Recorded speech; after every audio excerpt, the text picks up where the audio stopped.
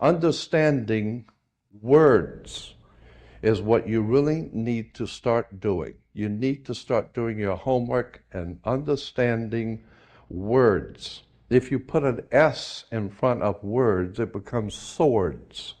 And that's what words are. They are cutting. They can cause you great trouble. Humans are word control creatures. So we need to establish what words mean. Welcome, friends. This is the One Great Work Warriors. We're back for another hard-hitting episode. We've been dreaming up for the past 3 weeks and challenging one another with our grammar to prepare for this rhetoric. And we're going through our trivium process, considering different possibilities. What could possibly be the things that are holding people back from understanding, discovering natural law, and speaking about it publicly so that the human race doesn't have to keep going through this slavery cycle over and over and over. You know, we're ready to move on, folks. So we got to kind of expand our minds. So here with the One Great Work Warriors, we're constantly looking for topics to help pry open the minds of the public and those who might be curious enough to hear our words. And that is the topic for tonight, is words. We're going to toss around some of these things and feel the weight and the power of them together, and meditate and concentrate a little bit right now on these things that come out of our mouth that can inflict so much damage and that have the potential to change the world for the better. So I'm going to pass it on to my man Brandon, who was actually one of our top wordsmith powerhouses here, and see what he has to say about words, etymology, and clarity. Thank you for that. I wouldn't call myself a wordsmith yet. Still got a couple more decades of study. But when we think of words, words create thoughts. They can create beliefs in our mind. They can create concepts. They can create emotions. They can create actions, in our thought forms, and they can create, actions. So we should be conscious of the words that we use, and we should choose our words wisely, and we should become conscious, speakers. I was listening to a Manly P. Hall a lecture earlier today, and he said our mouth is connected to our mind, and the words that we speak will be reflective of how we think. And I will also say the words that we use will be reflective of our consciousness. So the understanding of words at their root level is key, because that root definition in the form of etymology is going to connect that word, which is a symbol, to something in reality. So the importance of etymology and having a correct definition of the words that we use is key when it comes to understanding ourselves, when it comes to understanding reality, and also communicating things. So let's look at some of the etymology when we are talking about words, because when we are using language and speech and words and rhetoric, we should be trying to bring some form of clarity to something. So the etymology of the word clear means giving light, morally pure, something that is bright, something that is luminous. Because if something is clear, then the light can shine through it. And light was always associated with knowledge, goodness, higher states of consciousness, how natural law, true teachings, right action. So light was always synonymous, associated with symbolic of higher states of consciousness. So when we look at the word definition, because, we all should be defining our terms, as the great Jordan Maxwell would always say, define your terms. The etymology of the word definition means the setting of boundaries. You are putting limitations on something to say, hey, this is what this thing is, and this is what it is not. So having a correct definition of words is key, because without those definitions, then you would just have pretty much a relativistic, health society, or a relativistic, reality. So when we put these definitions on words, we are saying, hey, this mouse, is this thing. It's not a car. It's not a pencil. It's not a piece of paper. So when we define that, we're saying, hey, this is what this thing is. This is the form of it. Because if something doesn't have any form, it doesn't have any shape. If it doesn't have any shape, it doesn't have any boundaries. So when we look at the word meaning, what does it mean to mean something? We're talking about expression or something that is symbolized. It means to intend, to convey. And if something doesn't have meaning, it lacks what? It lacks value. So we need to be clear in our rhetoric. We need to be clear in our language. We need to be clear in our speech. We need to have a correct understanding of the definition of words, and we need to understand the meaning within those words. So when we define our terms, that creates a common ground when it comes to understanding. I'm sure we've all been in a particular conversation, and we are talking about a particular thing, and there's this semantical misunderstanding, as Chris Nelson calls it, because someone has their incorrect definition of words and you may have a correct definition of words. So when it comes to trying to reach this common ground, it's much harder because that incorrect definition in their mind has created a incorrect concept. Then therefore you can't reach this common ground without that clarity, without that meaning, without that definition. So anyone who is saying that the definition of words are not important is a fool, and they lack understanding of symbolic representation in reality. And this is the very reason why we are enslaved, is because we haven't been taught the correct definition. And as we grow up, we hear these words being used and we just repeat these words, but we don't really grasp the essence within the word. We don't really grasp the definition. We don't really look at the meaning. We don't look at the etymology. We don't look at, the context and how it's being used. We don't look at how the word has been developed, over time. So the definition of words, using the correct definition of words, therefore we buy into correct ideas and correct concepts. And when we have the incorrect definitions of words, because like I said earlier, words create thoughts, words create beliefs, words create concepts within our mind. So if those definitions are incorrect, that's going to create incorrect thoughts, incorrect axioms, incorrect beliefs. And that's where the distortion comes from. So the truth is not about distortions. The truth is not about contortions or manipulation. So without these definitions, without these boundaries, we would just have a world with no form. And in a world with no form, we can just make shit up as we go. We could just make things up based on feeling, based on how it appeals toward us.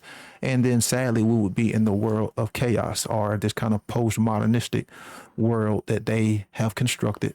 And we see, saying, oh, well, you could just change the definition of words. Well, are you obfuscating things? Are you trying to twist and distort things? And that's my whole thing is, can you really change the definition of a word if that definition had already limited that word and was symbolic of something in reality? Can that really be done? So I'll pass it on to Derek.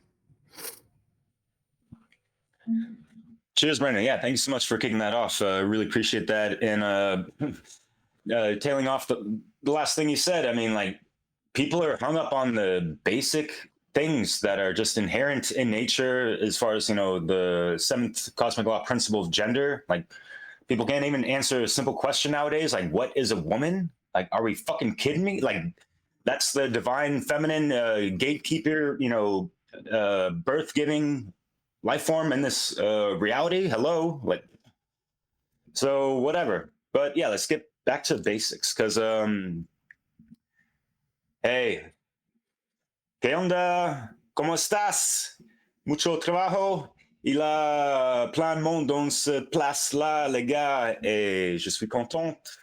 Very happy to have you guys here. We got, Jerry from Mexico. I'm in France, and Rick in Canada, and the rest in the States, and that's great.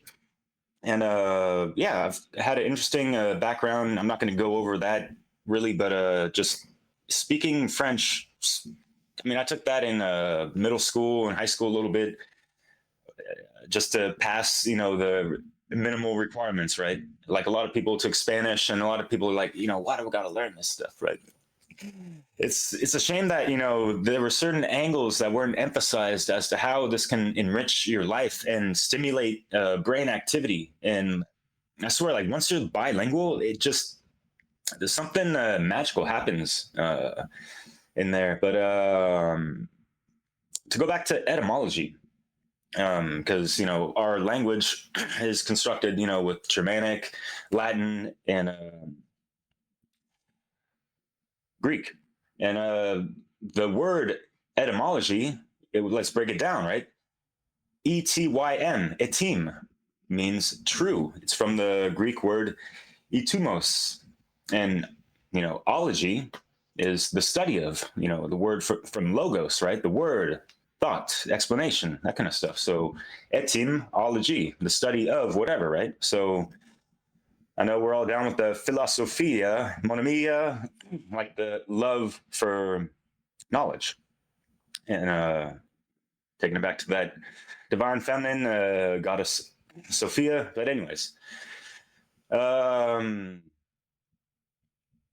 language has been something I've always been interested in, and playing with words ever since I could remember, and like finding it really funny to break down the syllabics and phonetics of things. And even when I was like half illiterate, whatever, growing up, like grade school, elementary, whatever.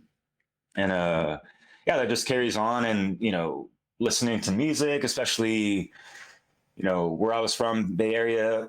I mean, aside from music, I mean, just like slam poetry and like haikus and like all these open mics that I went to, it was just such a wealthy place to be.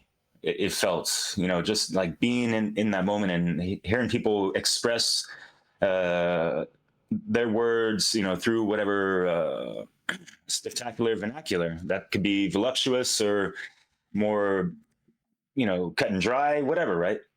And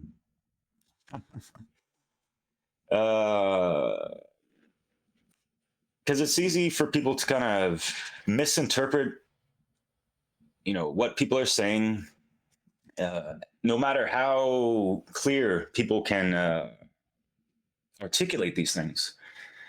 And going back to what Brandon says, like, yeah, people have like a different idea or definition or meaning in their head about specific words or phrases of words, and a lot of times context needs to be really taken into mind when we have conversations, when we're listening to things and all and everything. Because yeah, there's a gazillion podcasts out there with a lot of people, with the Dunning-Kruger effect, tossing up word salads, a little bit too much. It's not always a bon appetit as far as soul food is concerned, but whatever. So, geez, I lost my train of thought for a second there, but I'm gonna pass it off after I just mentioned real quick that yeah, just learning French, it helped me out so much because yeah, like having that Latin-based language and how it ties into so many words in English.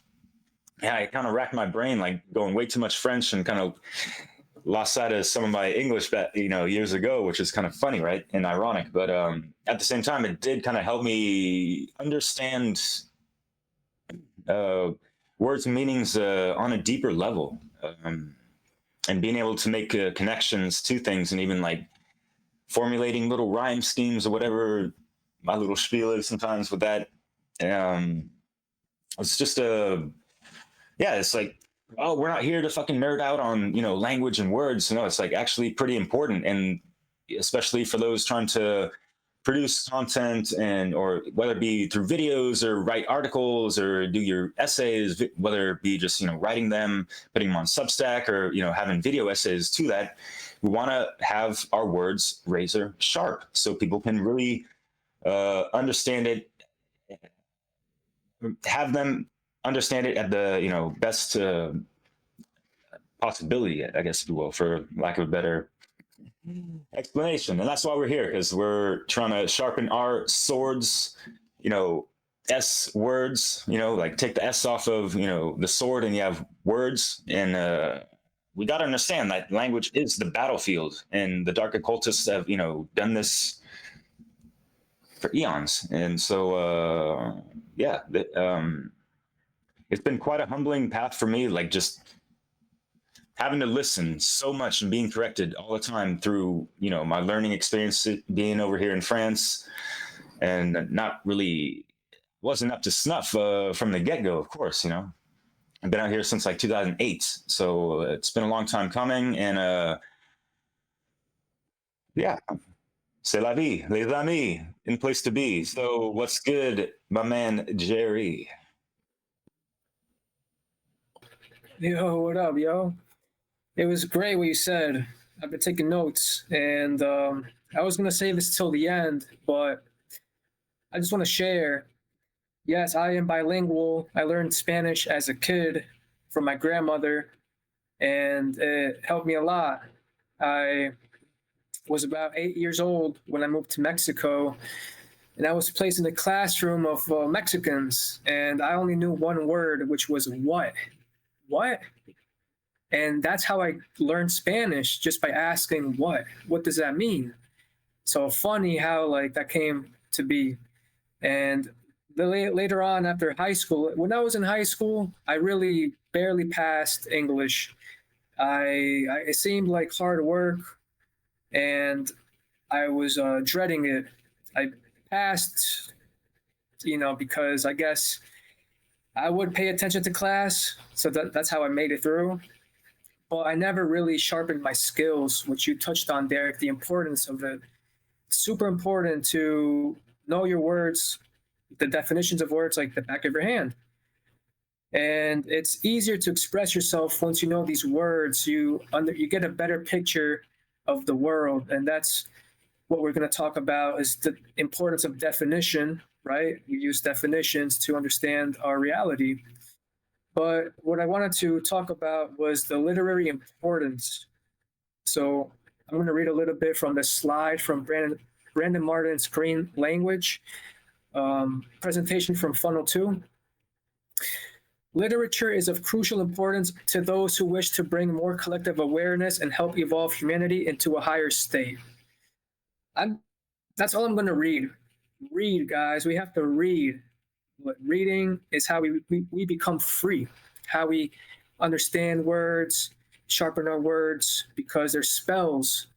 And this brings me to the last roundtable discussion we had, where Brandon talked about white wizardry. So we want to use our words for good. And what I'll be touching on during this roundtable discussion is nothing new. It's nothing that hasn't been said yet. So how did I get here? Really quick, I looked up natural law because I didn't understand the meaning of those words. And now fast forward, I'm here doing a roundtable discussion with the One Great Work Warriors. So I really just encourage you to ask questions. If you don't know something, don't act like you know it. Like, it's okay to say, I don't know. Write it down, look it up. That's what I've been doing lately, is if I don't understand something, I'm going to ask. Like, for example, Derek, you said something about Slavics. Is that what you said? Oh, syllabics, like especially, multi-syllable stuff, and seeing how things kind of rhyme together and kind of match up, correlate, and that kind of stuff. How do you spell that? Like syllable, S-Y-L. Okay. See, that's the context, because now I get the context and I can understand what he's saying. Without that, I can just make shit up in my mind, and that's fucking like relativism. And then, how I said, how do you spell that? Because it's a spell, right? It's like we have to consider that, be conscious of our words, like Brandon said. So I got here by looking up natural law. The rest is history. All right, so I'm just gonna get into a few, I'm going to answer some questions. Why is definition important? A definition has the potential to provide clarity. At their best, definitions act like a compass, providing a lost reader with several potential directions from which to proceed, or listeners. And then I want to say you can understand a definition or the meaning of a word by using hypothesis. For example, we can describe natural law by describing it as it is not the law of the jungle. So, and then Brandon said that can words really change their meaning? And it's funny because words have changed their meaning over time. They've kind of evolved. And yeah, I just want to say there's like a history to it. But it makes me wonder how like some words have different meanings. Like, right, I guess you just have to know the context of it. But that's like the importance of the etymology, to go back to its origins. And let's see, words are not just what the dictionary says. So just reinforcing, please read etymology. It'll really, empower you. And then Brandon Martin said, anarchy has been obfuscated to make it look like chaos. And it's like, if we don't understand the meaning of these words, we're going to think it's something completely different. Anarchy just means without rulers. And then there you can touch on the definition of a woman. It's crazy. I think there was like a film released, and it was about a spelling contest, and the kid asked, well, he was asked to spell woman, and he asked, what does it mean? And they couldn't give him an answer. They were like frightened. So it's like, guys, we got to get on the same page, not be talking semantics. We need that knowledge. I'm going to pass it to Rick. Passing it to me. That's awesome, guys. And you guys make great points, man. This one, I'm going to try to look more at the camera for everyone. It's hard on my neck, but I'm going to do my best and look at my notes. But you guys make great points. And this was a topic that I spent a lot of time thinking about, and I kind of went all over the place. And I was kind of telling the Warriors that before we started recording, like I thought it was going to be a simple thing to talk about language and words. And then I kind of found myself going all over. I kind of went all down these different paths, and it was really a cool exercise in doing that. But I kind of had to pull myself back because it was just going all over the place. And so I tried to simplify it. I even simplified it to the point where I was like, it fascinates me, like how language even began, like way back when the argument, maybe it started with grunting and pointing and gestures and body language, and then turned into probably pictures. I don't know, maybe pictures. And then, you take these pictures and you start making sounds and putting meaning to them. And that kind of fascinated me. I just thought how it even started. That's how far I went back. And then, which then would eventually move on to symbology and all the things that I like to talk about. And you guys make great points, because I talk about a lot on my show that you're seeing the meaning of words changing. Their meanings and definitions are changing right in front of us. They're slowly doing it. And that's scary to me, because that's the problem, is that they're actually doing this. And you guys made great examples of that. And now you have the point where people can't even answer a simple question about a word. Like you have a great big argument going back and forth, and that's what is interesting. And so there definitely needs to be an effort on clearly defining words and their use and understanding them. Because the one thing I do know is that words are powerful. I mean, think about it. They can invoke feelings. They can invoke thought. They can incite a reaction, either for good or bad, just by words. So that, to me, that's so powerful. And that's the thing, is that that's the danger too, is that if you don't have a good understanding of words and their meanings, then they can be used against you. So they can be used to control and manipulate if you're not educated. And I think for one example, I can think of the law. Like they use this language. If you don't understand I think that's how they slip by a lot of things, is that they count on people not understanding half the meaning to half of the words, or any of the things that go along with that. So that's why I think it's so important that we educate ourselves on words and their meanings. And so that's kind of where I was at with this. It was really cool sitting and thinking about it, and just language. We use it every day. We use it every day in one form or another. And it's really, I think it's a great thing to think about. And then I kind of thought, which was kind of neat, I'm looking at my notes, I was thinking of a counter argument, and then I just kind of realized this as I was looking at it, that this argument was kind of where my mind went.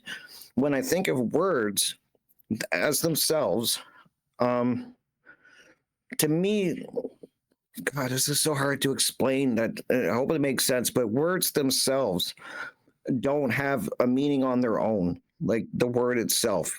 To me, people assign a meaning to any given word, and then it's kind of agreed upon by society. And this is just a counter argument. So you guys can tear it down, you guys can add in, but that's where I'm kind of at that's where it went with my thoughts, is that, society gives meaning to these words and it's agreed upon. But what happens when everybody has a different idea of what a word means, which I think what is happening. And I kind of have examples. So you have the word anarchy. We talk about it. We talk about rights. We talk about morality. We talk about ethics. And I guarantee you can go and ask 100 random different people. Just go out in the public, 100 random people, and ask them the meaning or the definition of these words that I just said. And I would guarantee that you're probably going to get close to 100 different answers. And what's interesting, that's my point, is that words have very different meanings to each person in many cases, and that's the problem. So it's really important, and I find myself doing that, like you guys were saying. I go back and look at words, and I love doing that. I love going back and finding out the root, what the meaning of this word is and how it's meant to be used, and I do that a lot now. But it's interesting. So that's kind of my counter argument to what you guys are talking about, like that words themselves we're assigning meaning to them. And this is the problem, is if we're all assigning different meanings, what do you have? You have what we're talking about, in my opinion. Yeah, Confusion. Yeah. So yeah, you guys can add in. That's my thoughts and my counter argument that I wrote down. So whoever wants to tackle that one, all to you. Chris, did you want to say something? Or Jim, all right, Jim, you can go. Yeah, that's cool. Yeah, the confusion part, that's definitely a big factor. So, like when it comes to etymology, I never even really knew the word until I started hanging out with you guys.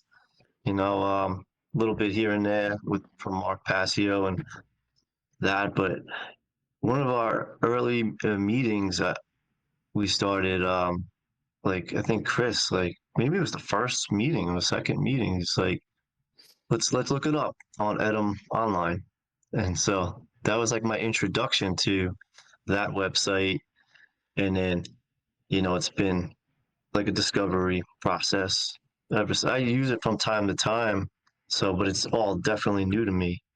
Almost 50 years old. Like that's not something that any of my friends ever referred to, or my parents or anyone else I knew growing up was like, oh, what's the origin of the word?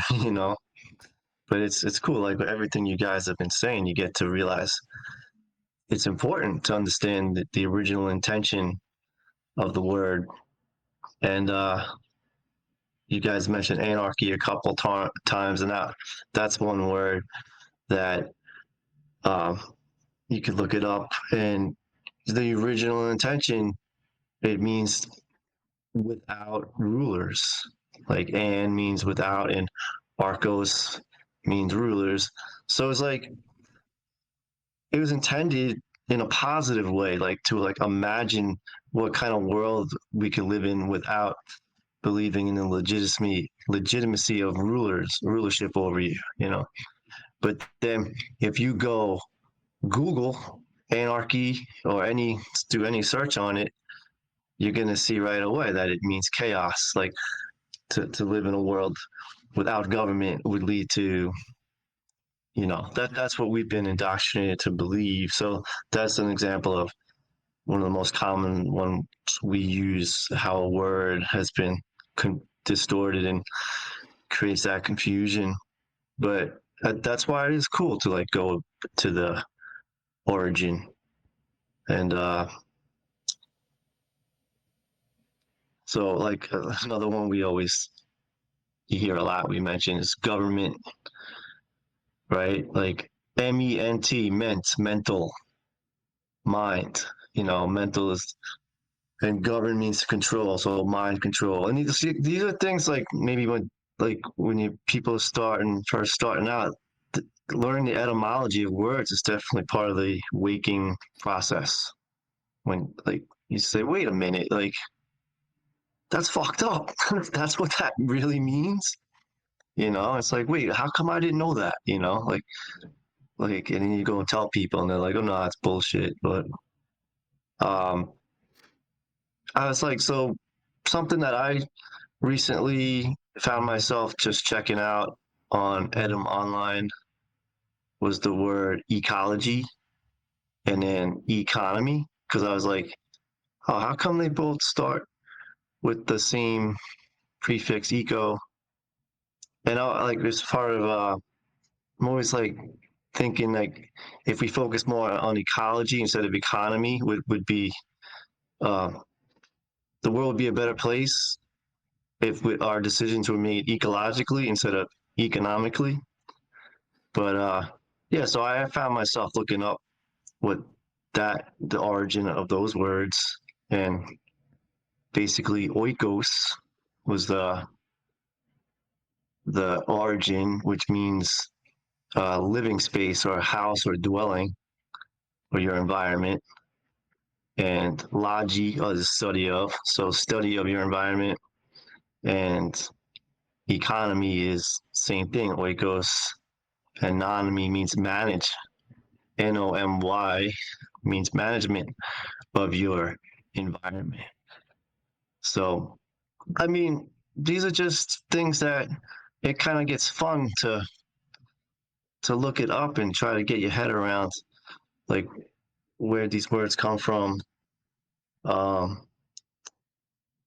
So what's interesting is ecology was only coined in like 1873, and economy was 1530. So it took 300, or it's fairly recent where people are only starting to even think about studying the dwelling place, but much earlier we're trying to manage it, so study the interactions between people living in the same environment instead of managing it. So yeah, I'll pass it back to Chris. Word up, word down, words all around. My mind's all scrabbled out right now. I love words. That passion, words are fun. And when you start getting into this, you start seeing all the connections and similarities. And I'm going to come back around to that. But first, I want to tell you guys a little story. I remember when my first daughter was very young, my wife was reading about teaching sign language to children. And this was one of those amazing experiences of my life, watching an infant learn to speak and learn to communicate, because the communication started happening long before the speaking came. I mean, there's all this communication happening early on with the eye contact. Just the eye contact is pretty amazing by itself, and how much you get out of that. But then I remember one of the first things we were working on with her was food, and you'd go like this, and the first time when she was hungry and she went like this, it's like, we're so freaking excited. Like, now this little being that we're in charge of knows how to tell us when it's hungry. That's freaking huge for survival, like it's a big win. Very exciting. But that whole process of how the infant learns, they're watching you, they're looking at what you're doing, and they copy what you're doing, right? And that's how a lot of times we communicate. I don't know if you've ever communicated with someone who speaks a completely different language than you find yourself kind of like copying them, even though you don't speak their language at all. I've tried to do it with Vietnamese or something. Like I find myself like starting to take on their accent, and I'm like, what am I doing? But it's a natural inclination. There's a word I want to dig into. Words are exciting because they have so much in them. And when we have the drive in us to communicate with other beings, and it's a power. It's a way to leverage things in the world. If you want to make a trade with someone and you have the ability to communicate with them, then you can make the trade. If you want to make a bargain and get the better end of the deal, the better you can communicate your value or what you're offering, the better chance you have of coming up on that deal and getting a good end of it. So your words and your spells literally are magic. This is what magic, real world magic is your ability to sling, like the gunslinger, words, and the bullets are your words and how you express them. So that excitement and fun of taking words apart, I kind of want to come back to that because I wanted to share with you one thing that I take away from studying the Bible many years ago in my Christian days. And I pull it out every once in a while because there's a few things in there that I really just love. And one of those awesome tidbits comes from 1 John. And it says, this is the New International Version. The Word became flesh. In the beginning was the Word, and the Word was with God, and the Word was God. He was with God in the beginning. Through him all things were made. Without him nothing was made that has been made. In him was life, and that life was the light of all mankind. The light shines in the darkness, and the darkness has not overcome it. It's some big statements made in that. And when you really think about what is it talking about, the Word became flesh. In the beginning was the Word. The very, very first thing is what it's saying was the utterance of the Word. So this whole God said a word, and that word created the possibility for life itself. Everything we know and understand came from that first expression. And that is magic of reality, the magic of creation that's been granted to us so that we can create, right? And so the way we use our words is crucially important in this reality because it's how we manipulate our environment.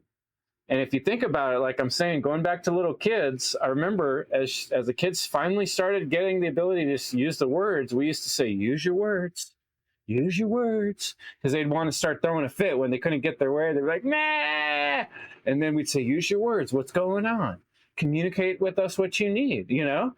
And when the little kid has the ability to say, I'm hungry, or, you know, then they don't have to go, bah, you know, but right now we're living in a world of people that are still crying like babies and spitting up their vomit, not really having a control or understanding of the power of the syllables in their sentences and how each individual piece of every word is a jewel that has a history and a context, and you put them together different ways and it means different things. And there's endless exploration and treasure in all these little parts and pieces of utterances that we make that change and control the world and environment we live in. And currently that environment is one of slavery. And we're speaking slave languages inside of a slavery system. So the better we come to understand that language, because that very language is part of the main thing that's controlling us and our minds, is because that's how reality changes in this world. It's spoken into existence. The Word became flesh. The Word was God. Damn it. I'll pass it on. You're up next, Brandon. When we when we're talking about language, we're dealing with, like we said, words, we're dealing with speech, we're dealing with conversation, we're dealing with communication. So we are talking about, the tongue and vocal cords, because our words are vibratory pieces of energy that go out into existence. And that's why I say is we should be clear and precise with the words that we use. And I'm all a fan of shutting the fuck up. I think that's something that a lot of us need to practice and think before we speak. And really, if we don't know what to say, then just shut the fuck up. And I want to say this was one of the reasons why the initiate in the mystery schools would stay silent, because it was a means for them to just observe and learn the correct usage of words. And by shutting the fuck up and really thinking that you can truly grab certain concepts a little bit more deeper. But when we're talking about grammar, what is grammar? Of course, the etymology is going to say it is the incantation of spells, is mumbo jumbo, and it's also the principles of speaking.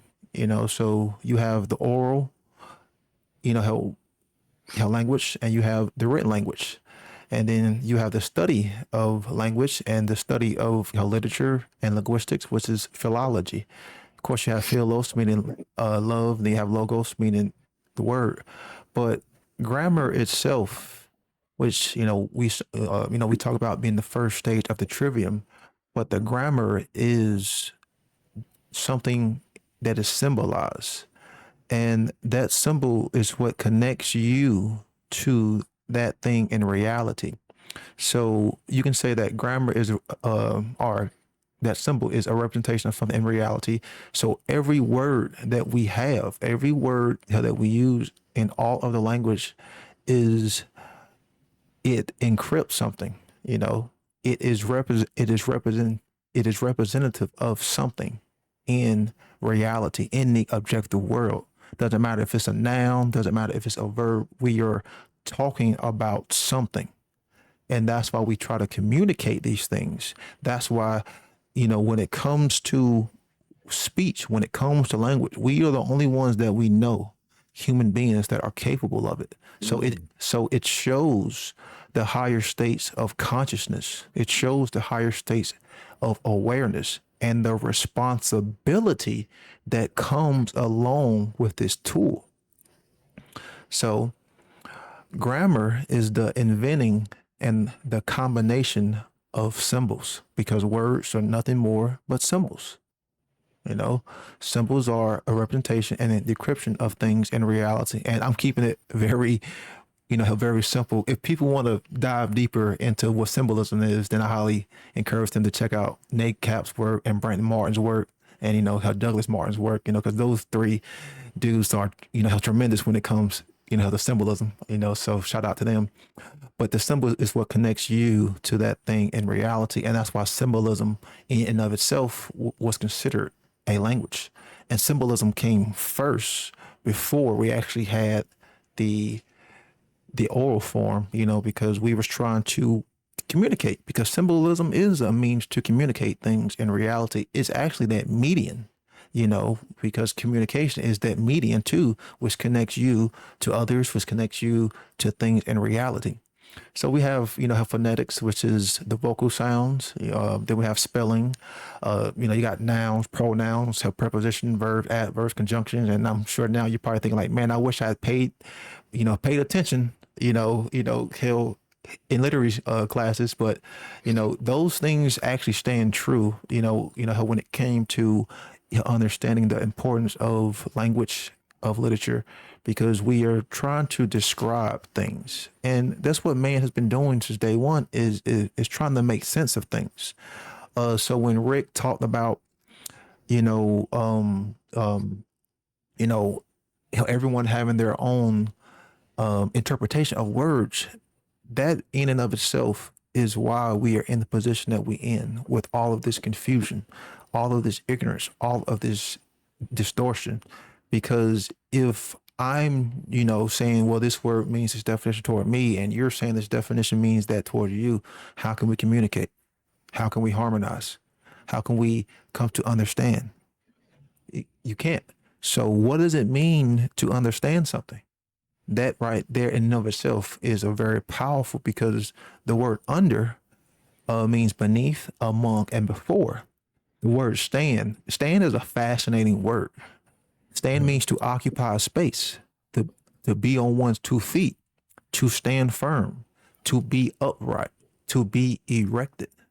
So when we look at the word stand, you're usually talking about power. You're talking about your elevation, and you're talking about something of a defensive nature. So we're talking about power. Whenever the word stand is used, you're talking, about power. I mean, think about it. We have terms to say, I'm not going to stand for that. I mean, I'm going to put my, I'm going to put my feet in the ground. I'm not going to move. And then we say, well, I'm going to take a last stand in battle, meaning I'm going to set up this defensive posture and I'm going to fight and try to win. And you have you can take the stand in court, which is another thing, because then that gives you the power to say, or to speak your piece per se. And then you have the pulpit stand, of course, like in the church, where the priest is on the higher means of elevation than you. Then you have the hunting stand. Unfortunately, people do go out and take animal life still, but they get in the stand to get that means of better perspective, to get that advantage, to get that tactical elevation. So when we're talking about, being on one's 2 feet, standing firm and being upright, being erect, we are talking about being in a position of power. If something was upright, that means it was moral. If something was upright, that means it was just. So, hell, again, we're talking about words that were synonymous with morality, good, justice, and natural law. And the reason why this was so is because things that was considered higher in elevation that pointed toward the sun, they were considered upright. They were good. They were moral, because again, the sun was always associated with knowledge, with light, with higher states of consciousness. So when we truly understand something, we are imploring that the light, the clarity is coming in. Therefore, it gives you elevation. It puts you in a position of power to make a choice. It puts you in that position of power so you can make that correct choice, hopefully the moral choice. And that's why we have those terms like I mentioned earlier, we have to stand, or, like, I'm not going to take a stand, because, usually when people use those terms, they think they are talking about the right thing, but there's difference to think you're talking about the right thing and actually know what right is. So, having the correct understanding of these words is so important, because without that, and I'm going to keep saying this, we will be ignorant of the objective world.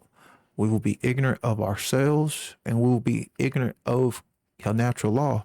I mean, just think about it. If someone thinks that they have, or if someone thinks they can, have their own interpretation of what right is, then someone else has their own interpretation of right. Then 100 people, then 1,000 people. What kind of world are you going to have? The same world that we have now, a world based in moral relativism, a world based in authority, a world based in tyranny, a world based in slavery. We have to understand and stand under and hold the space on our 2 feet when it comes to our own knowledge, true definitive knowledge of what's right and wrong.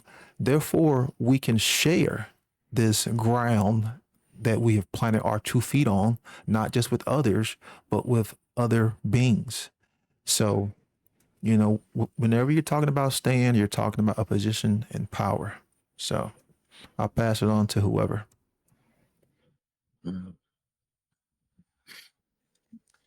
Yeah, cheers, Brandon. Powerful statements, man. Appreciate that. And I need to correct myself, because I was going over the ology and the study of, and then I went into like philosophy, which is, the love of knowledge. I was getting ahead of myself. I wanted to go into like phonology, with the whole phonetics. And I promised myself I wasn't gonna get cute and trying to, be all, playing with words a little too much. I want to be clear and for folks to understand at the best of the opportunity and possibility. So going over the 5 domains of language, there is phonology, the rules of speech sounds, how phonemes are used, and like think of, I'm in correspondence with people in France, and those are francophones, anglophones is English, right? So yeah, I'm sure people understand that basic understanding. And then morphology, the rules of word structure, how morphemes are used. And then we go to syntax, the rules of, how our structures of sentences are formed, right? And then you guys mentioned semantics, right? The rules relating to the meanings of language. And I understand what y'all meant, taking it back to etymology, as far as, what these things mean, right? And the mentalism. So that corresponds as well to the air elements in regards to, how we are sharpening our swords and to really be wielding the sword of truth, that double-edged sword that that cuts through the bullshit, right? So yeah, things to consider.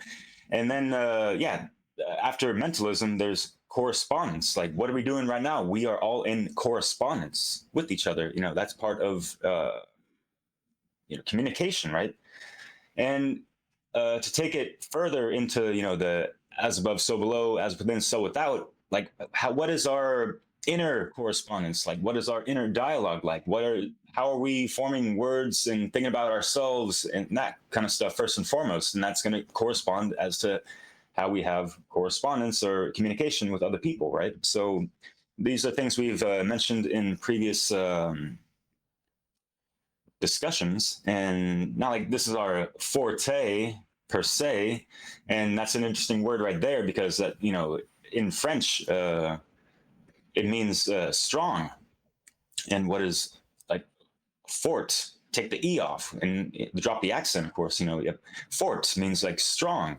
Stronghold, rather, right? And so it's just beautiful how these things line up when you understand the root words of things and how they correspond between different languages. I love that shit.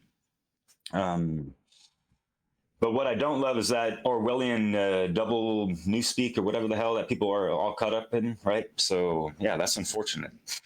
And that, Chris, really cool story of the baby language and all this stuff, and in the in the land of Babylon, where people are babbling on like babies, that kind of stuff, right? So these are just things that I've always had in the back of my mind that have motivated me to step my game up and increase my level of understanding grammar and all these things. And we bring up the trivium so much, and it's great, so every time I say the word grammar or hear it, I'm always like, oh yeah, trivium and that kind of stuff. And going back to the S words, swords, and the air elements and that kind of stuff, and how what kind of intellectual arsenal do we have at our disposal through the intake of grammar and understanding these things and working them out with our rhetoric and refining that, right?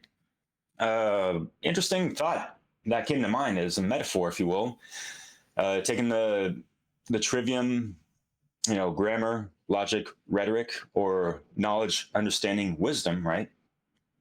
Think of a bow and arrow. At least the shaft of the bow, let's call that like the foundation, our grammar. And I guess the string is that flexes out, that's like our depth of understanding.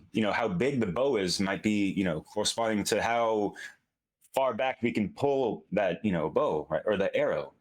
And the arrow is our, our rhetoric, our speech. And Chris, you mentioned this in another show months ago, which is why like I've had that in the back of my mind. Like, damn, that was, on point. And so, like, are we going to be, really like aiming true to our target audience or the people that we're talking to on a daily basis? It doesn't matter whether you're at work or with your kids or family, relationship wise, all these things. And especially has to start with yourself first and foremost. Let's take it back to the first principle, right? So anyways, Hey, just one more thing, Derek, on your sword allegory. The way a sword is molded, like as I understand, you're beating the steel over and over, and then they're bending it back over itself. The more times that it's beaten and heated, and you're working it. And you were using these terms too, like working it, right? And that's kind of like the language. We got to keep going down these trails and beating up these words. And sharpening too, process is a slow process. You're like with a whetstone going down to finer and finer grades. It's a lot of rubbing, right? Like, so you're refining as we're talking to each other and having conversations with people and practicing our rhetoric. We're refining our sword and making it sharper by practicing with it, by shaving the edges off, by keep on working it. It's not just an overnight thing. You make a sword by beating on it over a period of time and keep on, Yeah, great. I love that. A lot of images come to mind I love how you can explain those things simply, Chris. Yeah, I appreciate that. I had just one or two slides I wanted to run through real quick while I'm still on the mic, if you don't mind, if you like. The good old Manly P. Hall, rest in peace. He stated once, I don't know from what lecture, apparently the reincarnation, the cycle of necessity. Words are vehicles of ideas, and unless they are understood properly, misunderstanding is inevitable. So things to consider. And yeah, abracadabra, mother lovers, what are we casting out, and how, with the spells, right? And we understand the proper spelling of them. And yeah, it's an interesting word, that abracadabra, like, I will create when I speak, and going back to what Brandon was saying, and I did a live stream on this, if think about, like these ancient temples, the Buddhist temples, and did anyone really wonder why, there's like complete and utter silence in these places, especially for the initiates, right? Because we gotta be silent, especially, with the mind chatter as well. That's one thing, but to take it to a metaphysical level, in regards to the abracadabra, apparently, at these, sacred sites that have whatever certain high frequencies, or it could be more of like a pure vessel, whatever. And you can even take this back to like Hyperboreans, whatever. Like what you connect, like literally speak, can be manifested, that kind of stuff. So yeah, we need to be careful with, our thought process first and foremost before anything comes out of our mouth, so things to consider, just like prefix, suffix, and roots of words. A prefix, break it down real quick. A group of letters added to the start of a root word to change its meaning or tense. The base word the root is the base word that gives the word its meaning. And the suffix is the ending, a group of letters added to the end of a root word to change its meaning or tense. And suffix examples real quick. I mean, think of like, for instance, the importance, ANCE, meaning an action or state, or like age, a result of, what is the wreckage? What is the damage?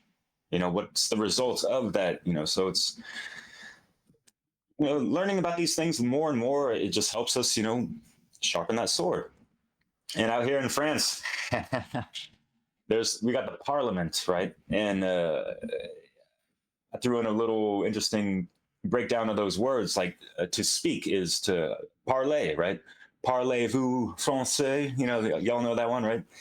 And so parlor, and then mentir, mentir, it means to lie, actually. And then, yeah, of course, M-E-N-T, you know, that's, you know, mind mentalism. And the parlementaire, actually, what they have, uh, yeah, terre means earth. So it's like they're lying to the people on earth, in a sense. Just interesting stuff. And les amis, Jerry, back to you, brother.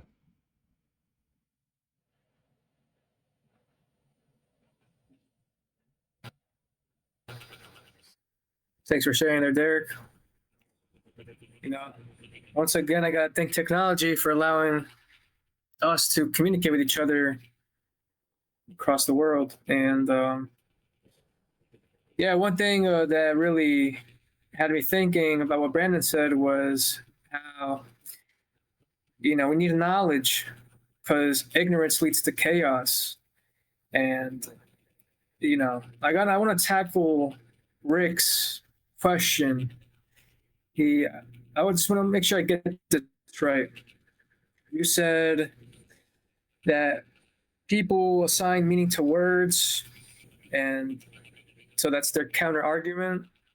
Correct. So That words themselves don't have a meaning. The words themselves, it's hard to explain the way I'm thinking about it. They don't have a meaning. We assign a meaning to them, and this is the problem that we're running into as a society. all right. I think I'm going to read this. Hopefully, it makes sense. Since the whole point of language is communication, our goal is for the speaker, what the speaker's trying to convey, and the listener, what he listens to, they have to match up. So if we all have these different meanings, it's like, you know, we won't survive. And I want to say, let's see, you can't feed a baby a steak. So it's like if someone doesn't understand the words, it's like if we teach them natural law, they won't get it. So we have to break down the words and build them up like a baby. So that's all I have to say. I had a really good time being here. I'll pass it to you, Rick. Yeah, it was a great chat, and got me thinking about a lot of things. And I really can't add much more than I already said or what you guys kind of said. But I would agree that I've said so many times when I talk on my show is that words are powerful, and Chris was kind of saying that they're kind of magic, and that's the way I look at it. And then when you take words and you string them together, I consider that a spell in a way. And that's kind of the way I think. I just keep telling people, like, words are so powerful. And then I also want to add that the intentions behind the words that you use have to be considered as well. I think that's a really important aspect of, when you're using words and sentences. And I think your intentions behind it matters in a lot of ways. So I wanted to add that. And, I just think that it's kind of interesting because I was kind of listening to a show a while back, and they were saying that the kids are now coming up in school and that a lot of them can't even, they're getting into college and that, and they can't read barely. Some of them can't write. And I think that that's the war that, because I think the social engineers know the power of language and words. And if it's used in the right way and people understand the power of these words and what you can do with it, I think that's why they're kind of destroying it. And that they're making sure that people don't understand. And then I think about technology, and I think how people are texting and they're throwing emojis around and they're shortening words. Like I get messages from younger people, and I don't even know half the time what they're talking about. Like they got all these short words and abbreviations, and I'm just like, what is going on? Like it's just, to me, it's destroying words. It's destroying language. When I see that, that's the only way I can see it. Like it's just, and I know it's quicker, and they have all the excuses, but that's kind of what I think about. It's like they're doing a good job, changing the meaning of words right before our eyes, as I was saying earlier, and it was brought up earlier, and they're destroying language. And then it's been brought up, like I brought up, people just, everybody's got a different meaning for the word, and nobody's agreeing on anything. And then that's why, like Brandon said, we got chaos. This is why we're at, because nobody's agreeing on anything. We have to get back to agreeing on what these words mean and their intentions behind them. So that's all I can add. I mean, I'm happy I'm learning. I was thinking this too, kind of laughing to myself. I'm happy I'm learning music, because to me, in a way, I thought reading music was going to be really hard, but I find it so simple. I mean, like an eighth note is an eighth note, a 16th note is 16th notes. It's really hard to mess that up. It's kind of what it is, not like language. I mean, it's just so all over the map. So I just wanted to add that in, and I'll pass it to Jim. And thank you guys. It was an amazing conversation. Yeah, thanks, guys. Yeah, just again, like to mention anyone who hasn't looked into etymology, you can go to Etym Online, ETYMONLINE,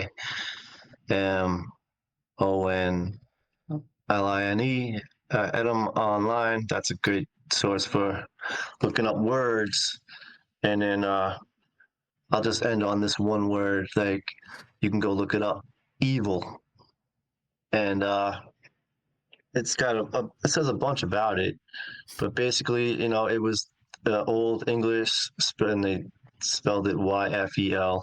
I'm not sure how they originally pronounced it, but it would be like FL, like evil. And it meant bad or vicious or more immoral or causing harm. And basically, the noun saying anything that causes injury, anything that harms or is likely to harm, right? Conduct contrary to standards of morals or righteousness. That's evil. But getting back into confusion and distortion, we all think we're led to believe that evil is like Hitler or like Dr. Evil or like a serial killer.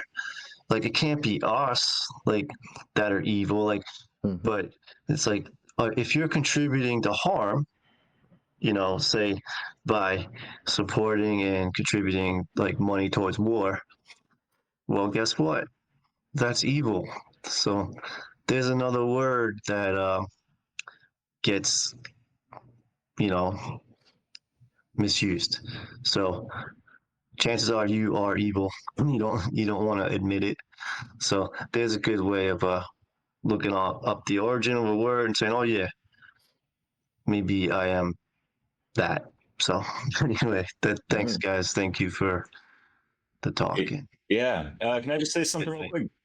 I think you get a triple letter score for that word. Yeah, man. Like 4. Jim, you mentioned the original word of evil is YFL, kind of spelled like that. Eiffel? YFEL, that old English. I mean, that reminds me of, phonetically, like Eiffel Tower out here in France, right? Interesting things, and it actually does have like, the Eye of Sauron kind of circling around 360 degrees around the city. Yeah, you've been there before. You know what I mean. And just to touch real quick, and this needs to be emphasized just a little bit more, I feel. Rick, you brought up the great point of like the whole oversaturation of emojis and how things have just been watered down through text messages, and like it seems like we lost a more pure interconnectedness with ourselves in this digital age and social media and all this stuff, because through text and emojis we're not seeing people's body language. That's another thing that needs to be emphasized a little bit more. Like we're talking about language, right? But what about how are we expressing ourselves and all this stuff? It ain't got to be all like woo Italiano style, whatever the hell, and like all these influencers and NLP idiots, whatever the hell. Like, sorry, but not really. But yeah, there's like tonality of the voice and your cadence and all this stuff. So things to consider. And thanks so much for listening. Thank you all for contributing some great points, gentlemen. Yeah, intonation isn't that another word? Yeah. There's some. Nation, yeah. Go ahead, Brandon. Chris, can I pick up on Derek's and Rick's point real quick, and then how you can wrap it up? Because I was going to talk about that. Is we have the oral form of language, then we have the written form. The written form is where you can easily create distortions and confusions. We've seen this, with the early forms of the church, and we see this a lot in the propaganda and the changing of books. And the problem with the written form is you don't get to see the expression. It doesn't really showcase a lot of clarity. It doesn't really showcase a lot of context. It doesn't showcase a lot of framework. It doesn't really showcase the allegorical nature. It may not showcase, the metaphorical nature. It may not even showcase the symbolic or the figurative nature of what's trying to be stated. It usually shows the literal sense. And that's why, like when people will read things, they take it so literally. So whenever we are dealing with, groups or, getting involved with the written form, we have to be conscious that a lot of context gets left out. And the word context at etymology just means to weave together.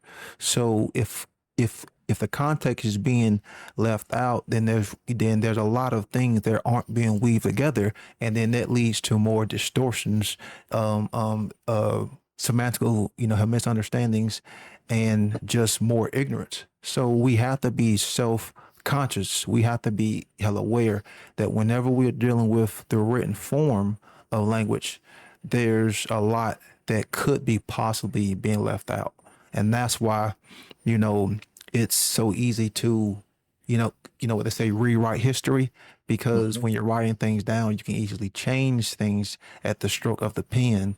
And that's why, they have the old saying is the pen is mightier than the sword, because you can just change stuff on paper that make people believe it. So I'll end with that. That's a great point. Were you talking about history or his story? That's the way the story goes. Or so they say. There's all these freaking catchphrases. We got to kind of watch out for those because they catch us, in cul-de-sacs, right? Because people like to just say them over and over, a lot of these things without really thinking about the meaning. But, I got a little white hair right here, and every time I pull my beard, like old guy stories come out. So I'm just remembering this story about these Indian guys. I think it was 4 or 5 blind Indian guys, and they're set around an elephant, and they're supposed to figure out what this thing is, and they're all feeling different parts of the elephant, and they're all describing it from their own point of view. It's like, I feel this massive, big, thick thing, right? And the other guy's like, well, I feel this tiny little hairy thing, So I made this, I had AI help me make this slide. Are we talking trunks or tails? And, you see the one guy on the one side, he's looking at the trunk of the elephant, and he's saying, yeah, it's long and thick. And then you see the other guy at the other end looking at the tail. He says, no, it's short and thin. So I think this is an important allegory to have in your mind. When you go out in the world, we're working, like we said, we're pounding on our swords. We're trying to build our rhetoric. We're talking to people. So often, more than not, we're both talking about the same thing. We're using the same word, but we have 2 different ideas in our mind. And so when you start to understand and recognize how that works, you can start to discern. And so I think it's really important when communicating with people is to try to get out of them, what do you mean when you're using that word? Because most people don't take the time, like we're describing, to really dig into words, right? So the better you get at it, the better you can help other people. And here's one way I want to share with you that I think is really fun. Is something my dad taught me. Words are kind of modular. Like you were sharing this, Derek, where there's the suffix and the prefix, and then there's the center. A lot of times you can find similar ones. Here's an easy one. CO, cooperate, coordinate. Words with co means with or together. Yep. So, you can just go around, think about hundreds of words that have co in them, and then think to yourself, with, together. Oh yeah, it always kind of works, right? And then operate. What other words have operate in it? Oh, operation, opera. Sometimes they don't work. Sometimes, I come up with opera. I wonder, does that have to do with operate? And just let your mind, take these words apart into little pieces and start, what other word has that piece in it? Inspection, peck,